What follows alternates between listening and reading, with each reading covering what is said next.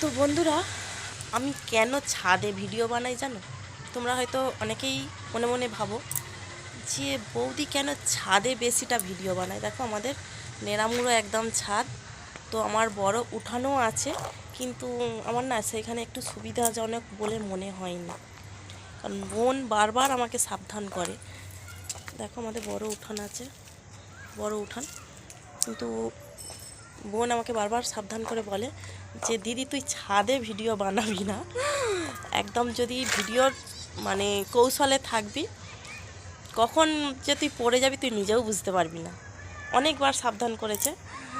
তো আমার কেন জানি না ছাদরাতেই বারবার চলে আসি, কারণ নিচেতে করলে না অনেকে ডিস্টার্ব করে। কেউ এসে বলবে তুমি সেজেগুজে কেন ভিডিও করো প্রতিদিন, কেউ এসে বলবে তুমি টাকা পেয়েছো কি না, কেউ এসে বলে কেন করো, কিসের জন্য করো। মানুষের ইচ্ছা বলে তো সব কিছু আছে নাকি? কারো ঘুমাতে ইচ্ছা হয়, কারো খেতে ইচ্ছা করে, কারো ঘুরতে যেতে ইচ্ছা করে, হ্যাঁ, কারো বই পড়তে ভালো লাগে, কেউ রান্না করতে ভালোবাসে। আমার যদি একটু আধটু করি না, তো উঠানে ওই কারণেই করি না।